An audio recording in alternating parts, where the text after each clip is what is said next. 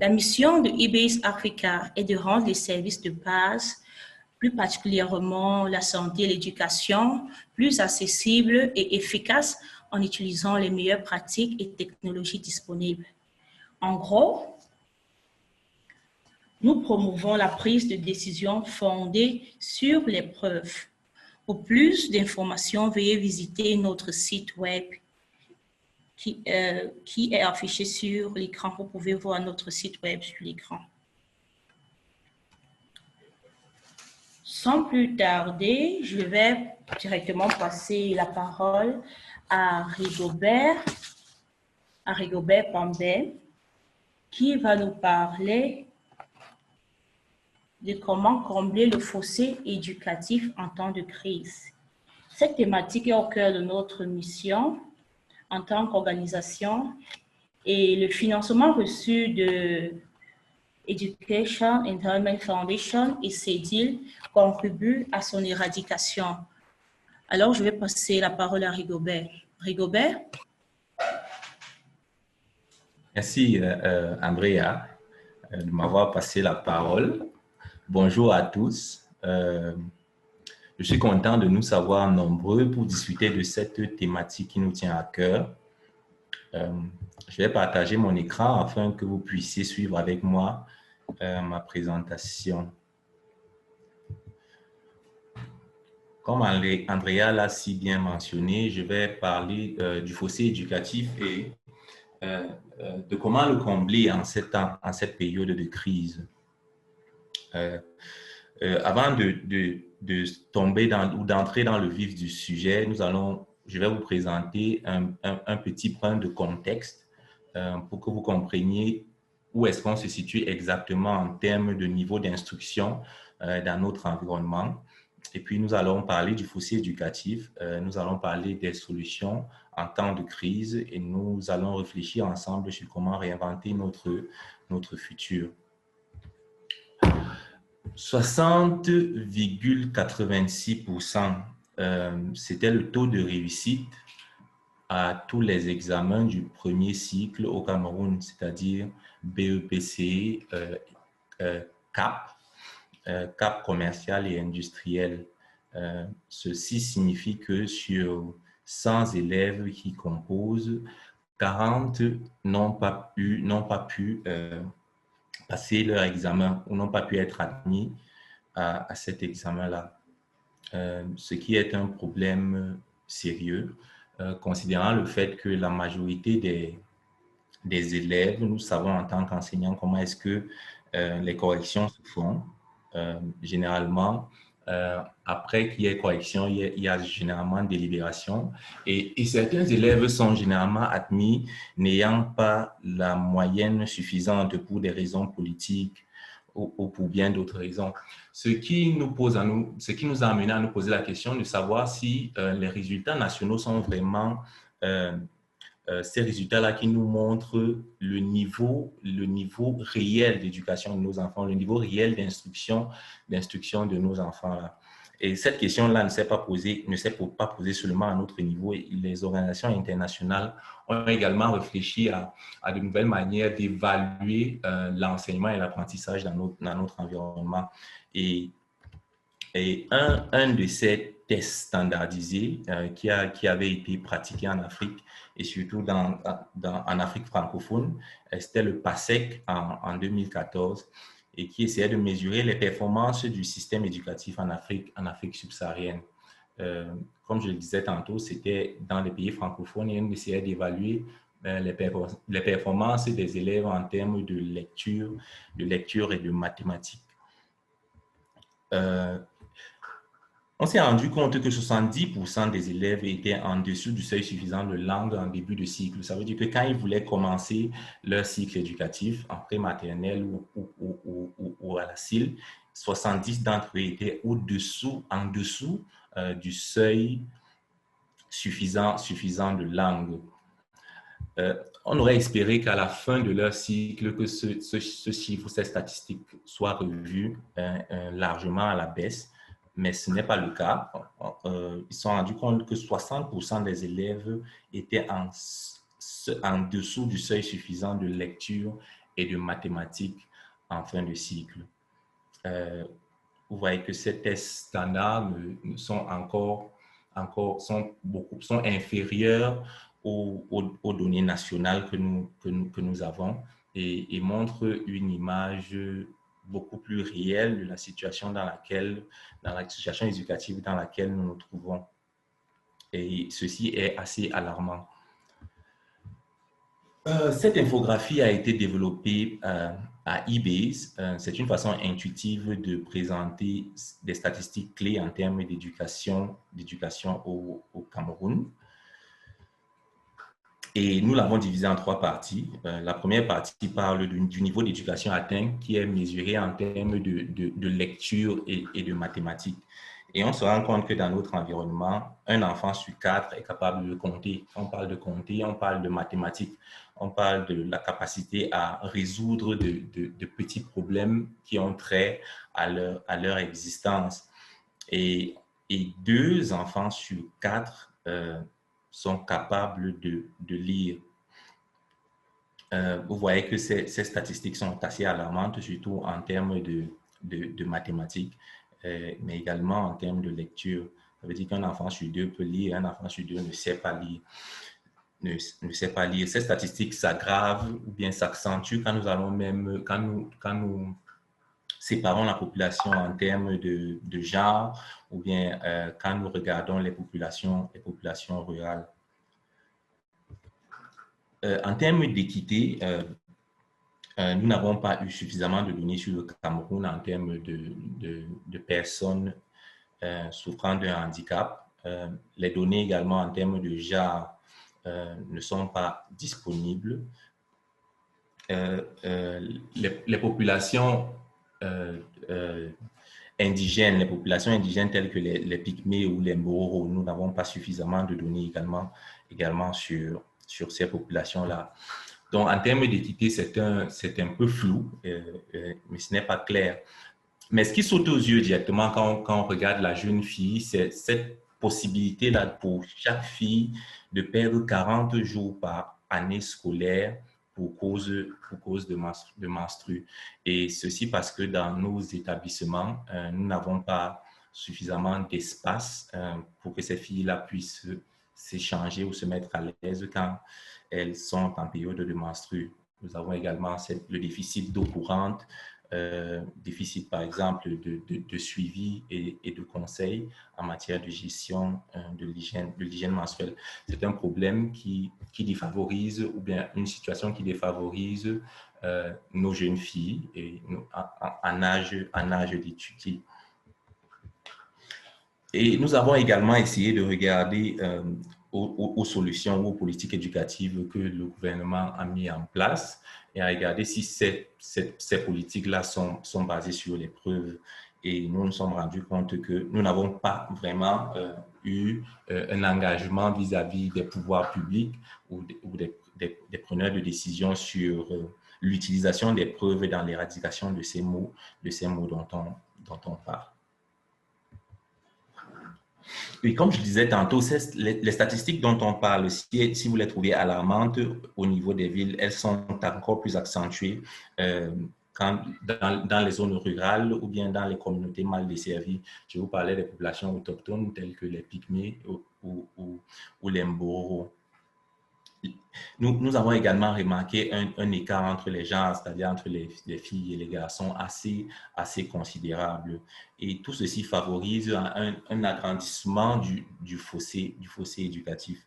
Si jusqu'à ce moment, vous ne voyez pas le problème, all means all and leaving no one behind sont des slogans qui sont promus dans le monde entier et qui veulent que nous avancions tous ensemble et que personne ne soit laissé pour compte.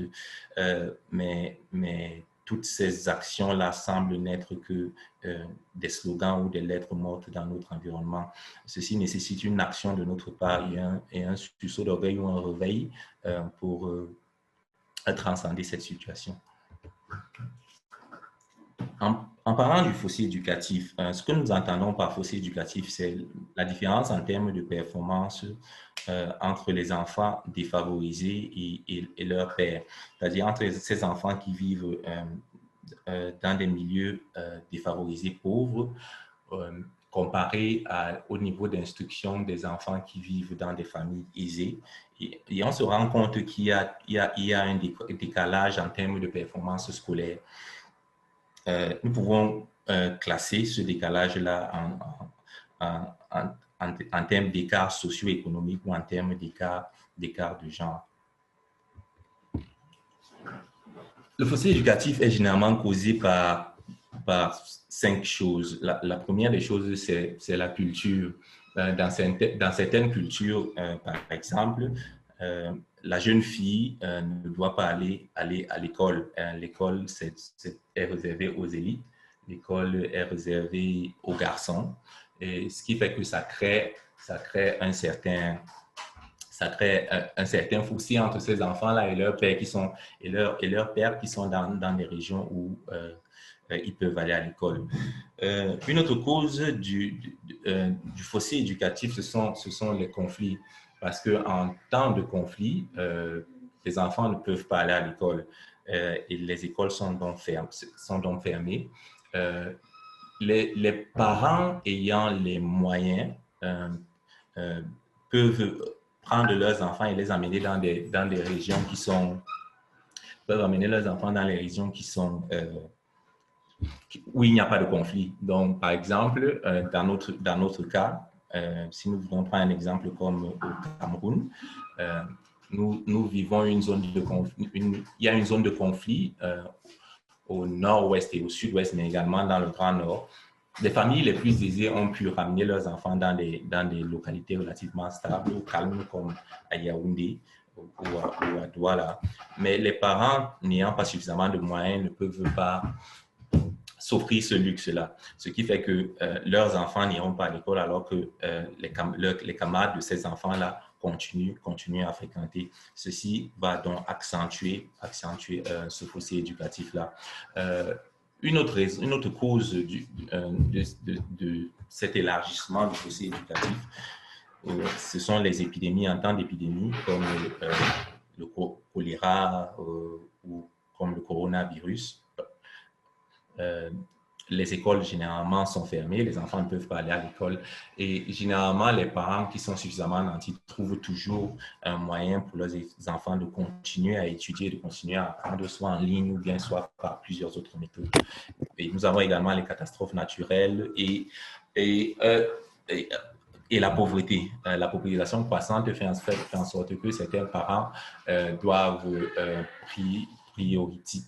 mettre en priorité l'éducation mettre en priorité d'autres aspects de leur vie par rapport à l'éducation de leurs enfants. Toutes ces causes-là créent donc ce que nous appelons le fossé éducatif. Et ce fossé éducatif s'élargit au fur et à mesure que ces événements dont je vous parlais arrivent. Et ils ont des conséquences à plusieurs niveaux, des conséquences politiques. Les États n'arrivent plus à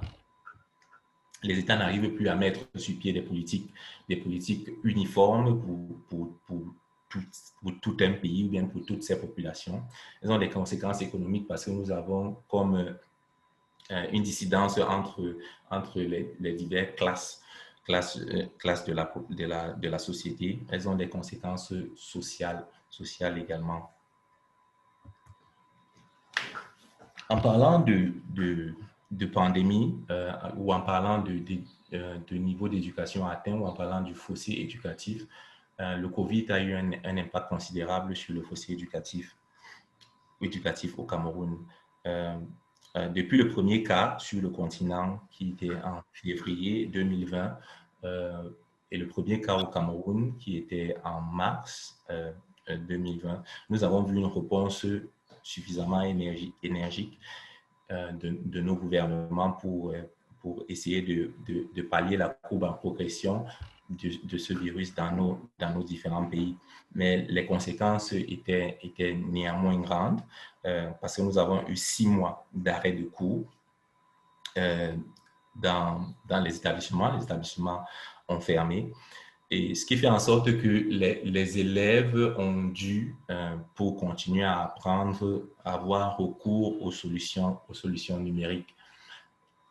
Ce qui n'a pas été de tout repos, ou bien ce qui n'a pas été facile pour tous ces élèves-là. Nous savons que les solutions numériques sont à la portée des parents qui sont capables, par exemple, d'acheter ces outils-là.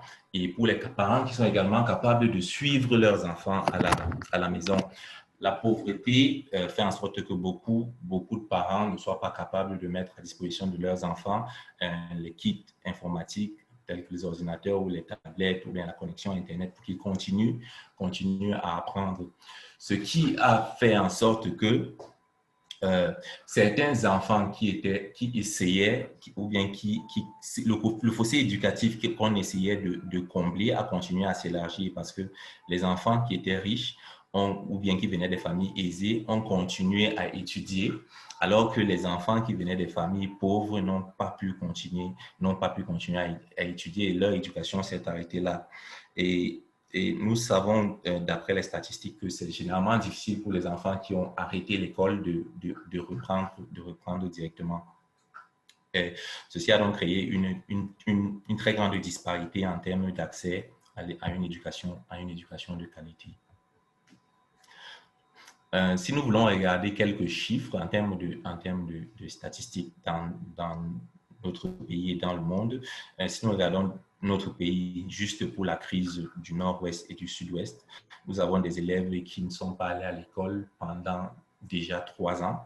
Et si nous voulons mesurer le fossé éducatif entre ces élèves-là qui sont dans le NOZO et qui ne sont pas allés à l'école et leurs camarades qui sont dans d'autres régions et qui ont pu aller à l'école, nous voyons déjà un fossé éducatif d'au moins 3 ans. Ce qui est énorme. Les données de recherche montrent sur le plan mondial que le fossé éducatif, à cause de la fermeture de l'école, des établissements dus au Covid, aura un élargissement, une augmentation de 36%. Ce sont des chiffres venant des pays développés. Nous pouvons facilement imaginer que ces chiffres-là seront encore plus grands dans notre environnement.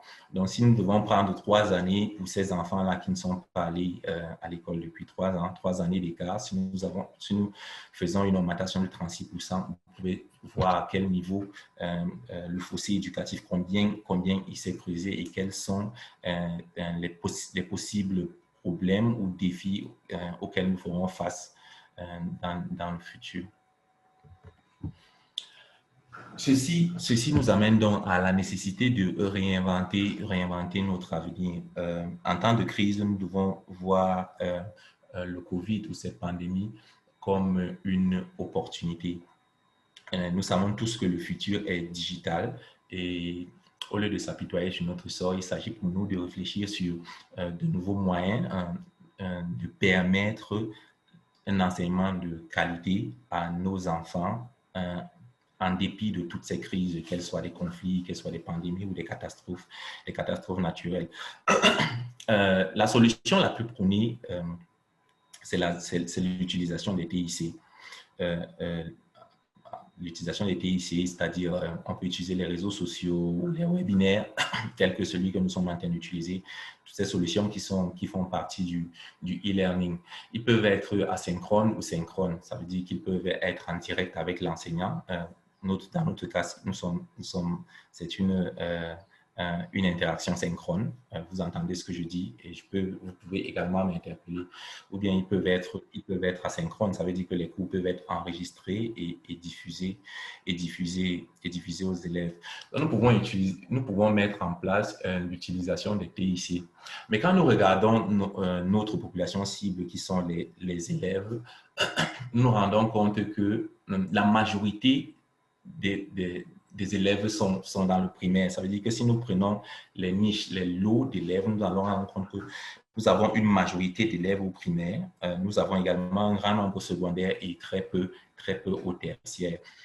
Les étudiants qui sont au tertiaire ont déjà accès, dans une certaine mesure, à ces TIC-là. Mais tous ces élèves qui sont au primaire ou en début de secondaire ne connaissent pour la plupart qu'une éducation basée dans une salle de classe. Ce qui fait que pour un enseignement à distance, il faudrait que nous réinventions un modèle qui va scier à notre environnement là.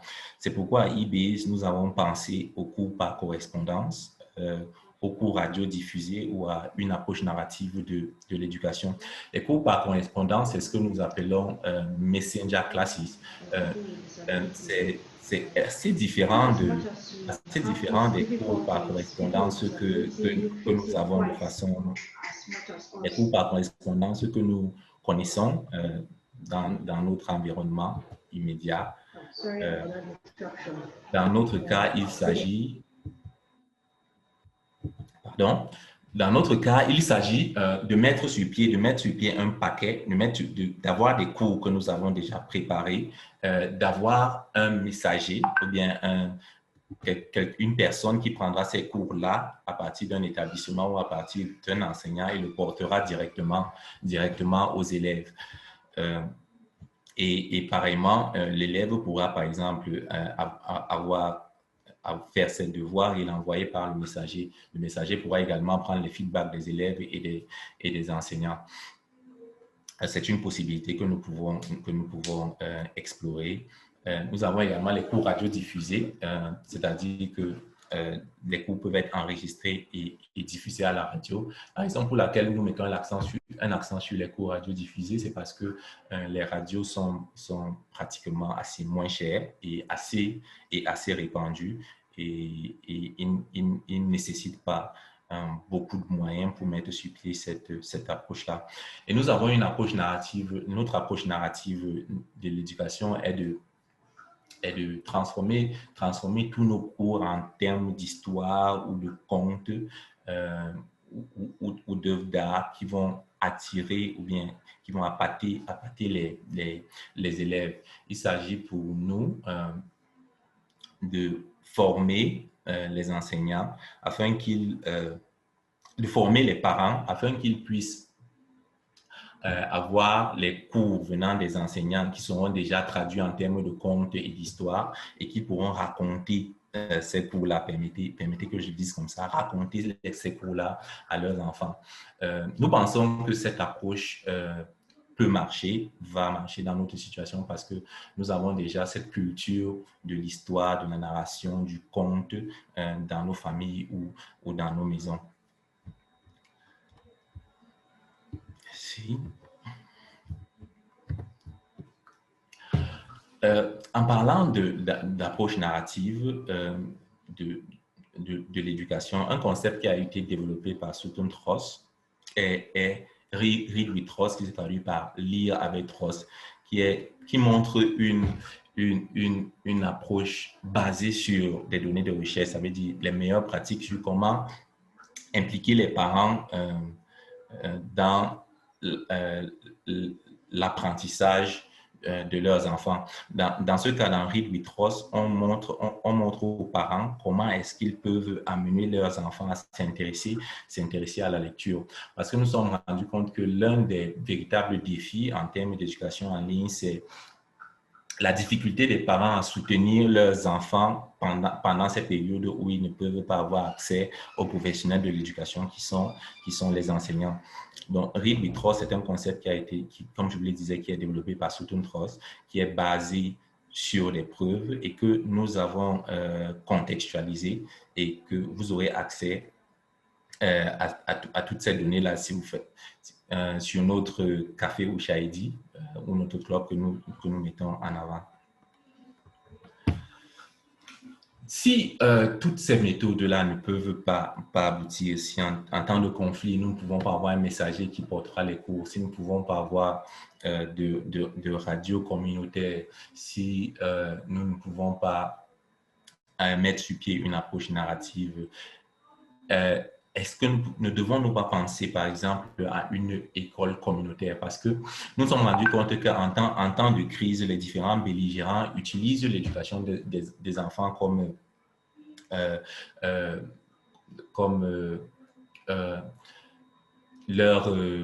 ce qu'ils utilisent pour leurs différentes négociations, ce qui serait inacceptable. Mais nous pensons que dans chaque communauté, puisque dans chaque groupe ou dans chaque clivage, ce serait possible de créer une école communautaire, et nous pensons que c'est une approche à laquelle les pouvoirs publics, les organisations non gouvernementales, les agences internationales devraient penser. Il existe suffisamment de preuves qui montrent que cette approche-là peut marcher. Très bien, je vous remercie pour votre aimable attention. C'était une présentation assez houleuse et j'espère que vous aurez des questions. Merci.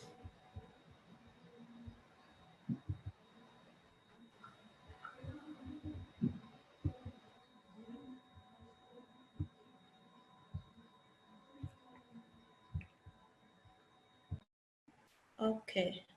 Merci Rigobert pour cette brillante présentation. Nous allons passer directement la parole à Ouéani qui va nous présenter les différentes techniques que nous utilisons à IB pour partager les meilleures pratiques fondées sur les preuves avec le public. Ouéani? Yes. Can you hear me? Yeah, on vous entend très bien. À vous la parole, Okay. oui. All right. Good afternoon, everybody. I am actually on the field in one little village in the Western Province. And as I go ahead, maybe you'll not be getting me very well because of internet issues, but please just bear with me. And if it becomes impossible for me to continue my presentation, my colleague Rigobert is going to go ahead with it. But I pray that's not going to be the case. So this afternoon, I'm going to be talking about dissemination as a tool to reducing the education attainment gap in Middle Africa. So we'll be looking at what dissemination is, and from the Cambridge English Dictionary, it is the act of spreading news, information, ideas to a lot of people. And from Harmsworth 2000, it is delivering and receiving a message, the engagement of an individual in the process, and the transfer of a process or a product. So from these two definitions, we realize that dissemination is all about sharing information or giving out information to a group of people. And a perfect example of dissemination is what we do at eBase, that is distributing evidence summaries to teachers, policymakers, parents, students, and school boards. So looking at dissemination can reduce the attainment gap through the use of policymakers, teachers, learners, and school boards. And the policymakers will be able to make better evidence-informed decisions through the dissemination. And teachers too will be able to provide more effective educational interventions through their empowerment. Learners too will be empowered to make evidence-informed choices, and school boards and PTAs will be able to make better informed decentralized decisions.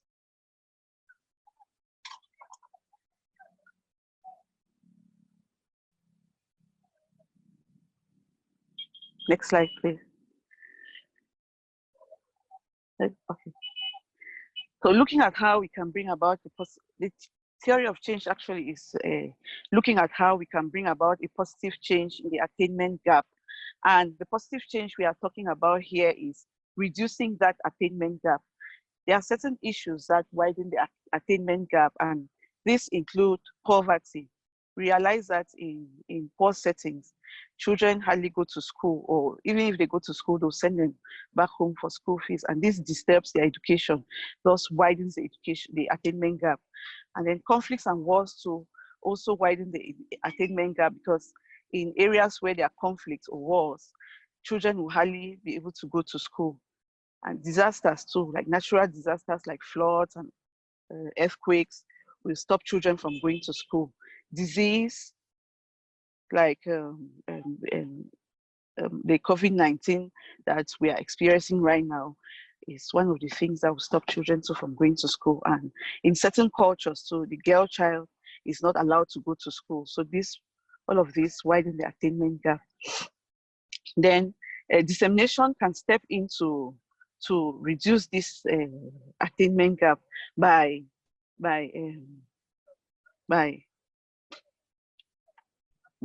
taking a direct toll on the influencers.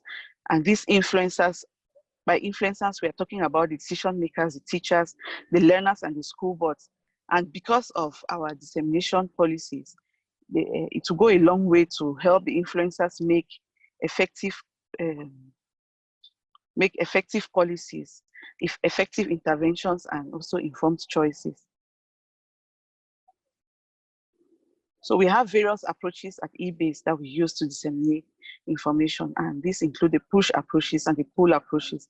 We'll be looking at them in more detail in subsequent slides. So looking at the push approaches, this is where we actually push evidence to stakeholders. And we assume that these stakeholders already know something about the evidence that we are going to be sending out to them. That's they already have an idea. And we actually supply the evidence to them. And by so doing, we make the moves. We actively send research evidence to them without them making any requests. And this goes a long way to stimulate demand, and because they read and they want to know more, so they'll come back to us to ask for more. And it is very useful where knowledge or capacity for evidence use is low, and it is also adaptive to non-literate communities. Next slide.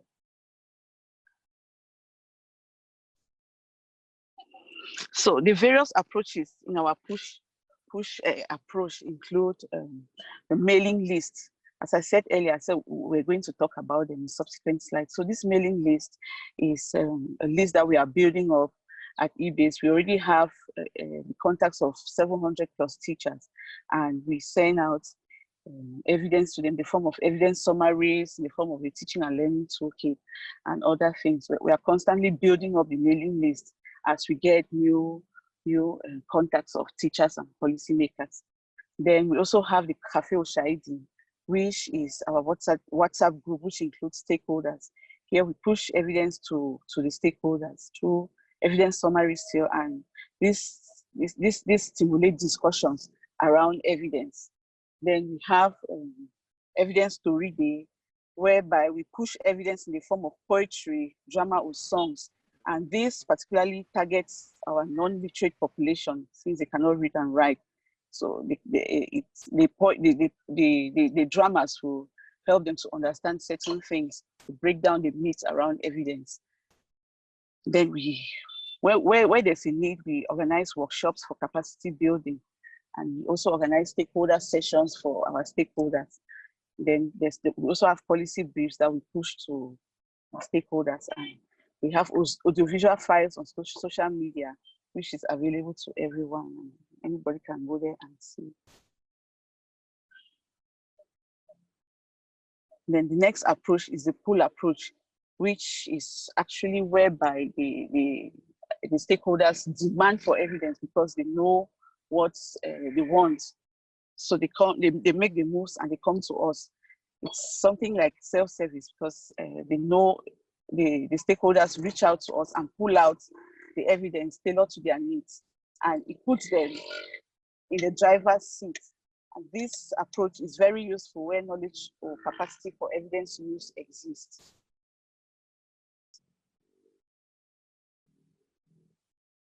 And some of our examples of the pull approach include the Teachers Resource Center, which is a center where teachers and stakeholders can stop by to get evidence on teaching and learning interventions.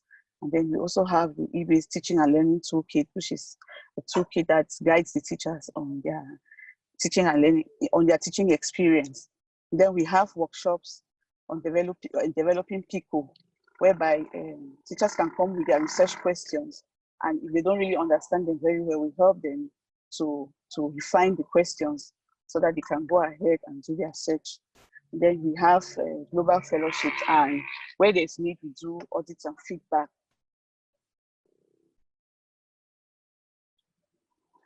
And it's very important for us to find the right balance between the push and the pull. And an ideal scenario here is a situation whereby evidence users can serve themselves to what they really need, when they need it, and how they need it. And we are working towards that, and we hope that in the nearest future, we are going to achieve this ideal scenario. And to facilitate this, we engage stakeholders in design, implementation, and reporting. And we conduct audits and feedback where there's need, as I earlier mentioned. We build capacity, and all of these things, if done in the right way, will allow for the right balance.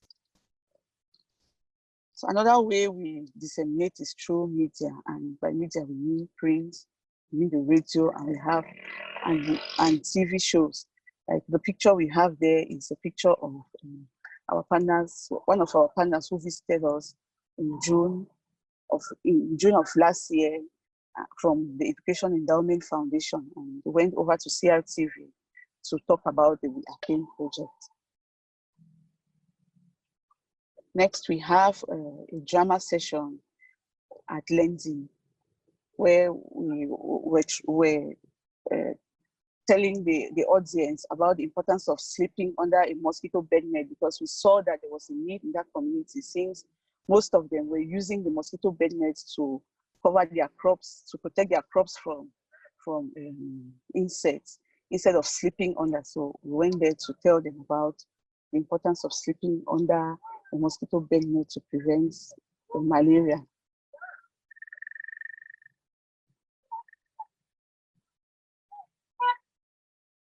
Then here is an example of an evidence summary that we also pushed out to our teachers and stakeholders. And this is the evidence summary on menstrual hygiene in the learning environment.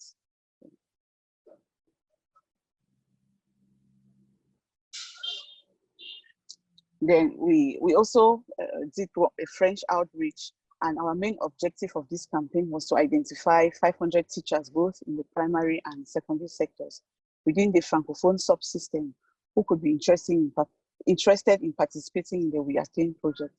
We also wanted teachers to come on board so that we could work together to reduce school exclusion, thereby reducing the education attainment gap.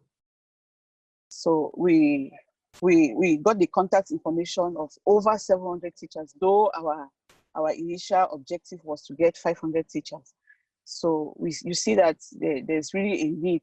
The teachers are really interested to come on board. So you can all realize that the time is now to do all of these things. So this contact has been added to the EBS Africa database of teachers.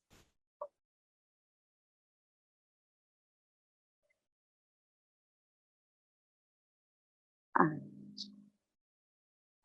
we also do publications. We attend conferences, both in Cameroon and out of Cameroon, to talk about what we are doing, and we publish in journals as well. Just to re-emphasize on the theory of change, it's very important, because it is only from the theory of change that we can get a positive impact. That's reducing the attainment gap. Thank you. Okay, merci Awe, merci Awe. Merci Rigobert aussi pour cette brillante présentation. Nous allons passer à l'étape des questions. S'il vous plaît, si vous avez une question, veuillez la déposer dans la chat box qui est juste en dessous de vos écrans. Et les différents présentateurs vont répondre à vos questions. Merci.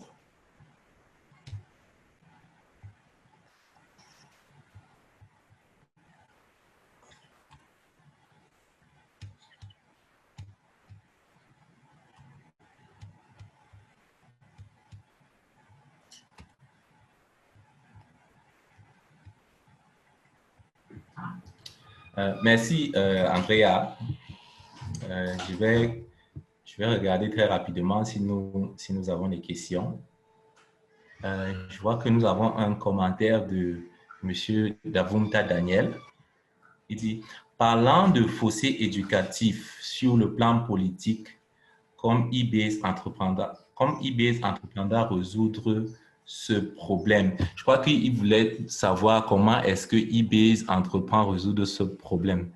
Et puisque dans le Grand Nord du Cameroun, par exemple, les élites ne sont plus écoutées lors de la prise de décision et quand même ils sont écoutés, la répartition des dotations pour l'éducation n'est pas équitable. Les parents des localités n'ayant pas bénéficié des dons préfèrent envoyer leurs enfants pour travailler au champ ou bien faire des commerces sans avoir un minimum d'études scolaires.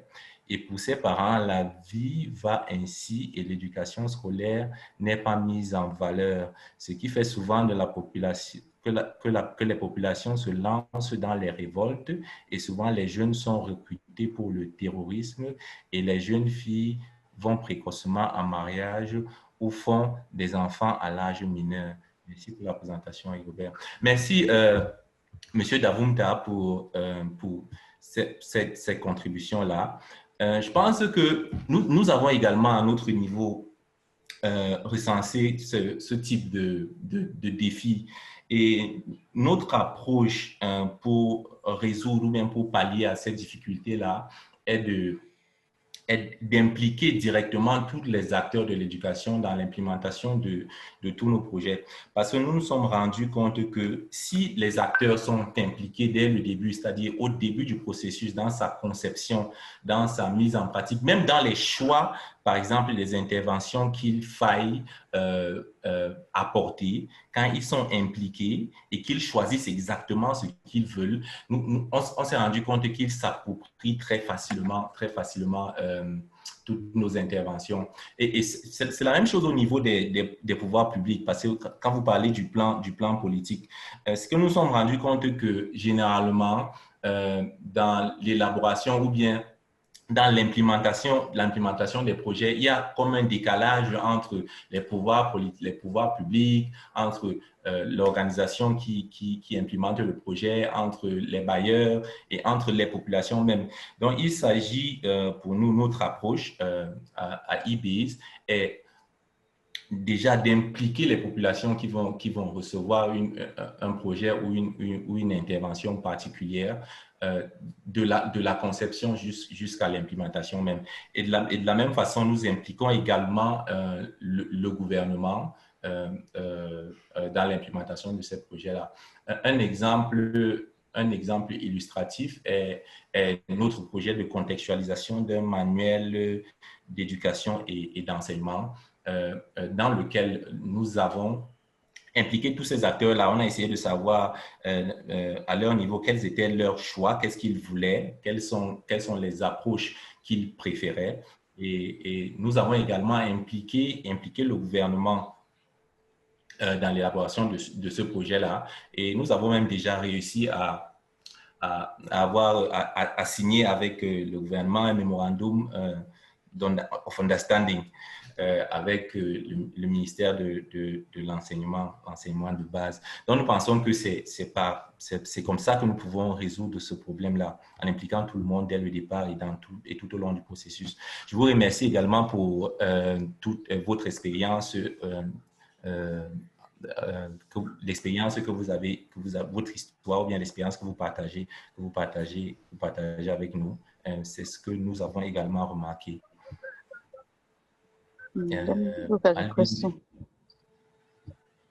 Alvin dit merci pour la présentation. Daniel dit les statistiques, 1 sur 4 pour compter et 2 sur 4 peuvent lire, me semble un peu paradoxe, puisqu'à mon humble avis, c'est facile pour les enfants de compter que de lire.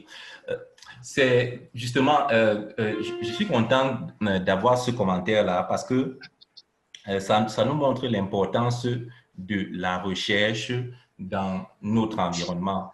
Parce que si nous nous contentons d'avoir des avis subjectifs en regardant autour de nous, et on se rend compte que bon, les enfants qui sont autour de nous peuvent compter, peuvent lire, mais ne peuvent pas compter, et se dire que c'est la norme, ce n'est pas la meilleure façon de voir les choses. La meilleure façon de voir les choses, c'est d'avoir des données concrètes, de les analyser et d'avoir des résultats irréfutables. Ces statistiques que nous publions viennent du rapport du PASEC de 2015. 14. Les résultats sont en ligne. Le processus de collection de données et même d'analyse des données est clair. Just ask another question. Is there data? Chacun peut le reproduire. Chacun peut le reproduire. Et ça montre vraiment l'importance ou bien le caractère important que nous devons donner aux données probantes, c'est-à-dire aux résultats de recherche. Parce que nous avons là des résultats qui sont clairs, qui sont irréfutables, qui sont l'image même de notre pays, mais qui sont assez différents de ce que vous percevez. Nous devons donc aller, et c'est notre objectif ou notre mission à IB, c'est d'aller au-delà de nos perceptions, mais c'est d'utiliser ces données tangibles-là, ces meilleures pratiques-là ou ces données de recherche-là pour dans tous nos projets ou dans toutes les actions que nous devons entreprendre. OK. Miguel dit, Evidence Story Day uses a blend scientific evidence from research and traditional arts, an approach of modeling research evidence into stories, hereby overcoming literacy and barriers. Exactly, Mireille. Awe, do you want to weigh in and say something and expatiate?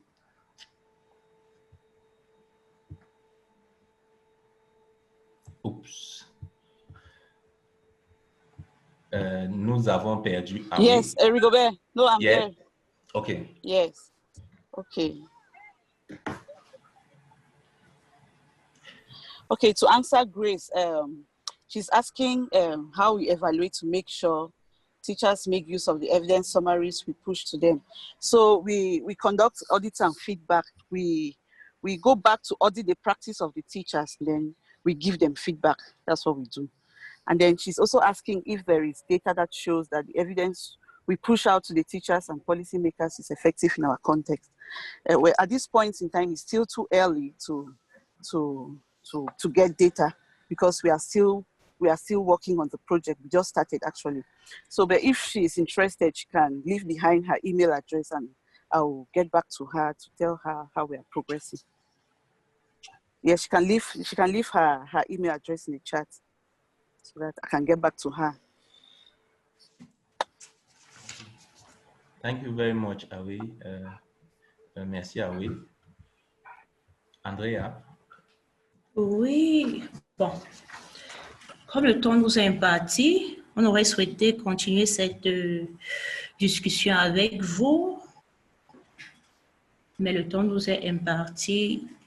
Donc, vous avez là nos contacts. Vous avez là nos contacts pour pouvoir nous contacter même après ce webinaire. On peut continuer la discussion. Merci encore à Awe, merci à Rigobert pour cette brillante présentation et merci à tous nos différents auditeurs qui ont pris de leur temps, qui sont rendus disponibles pour prendre part à notre webinaire. Merci.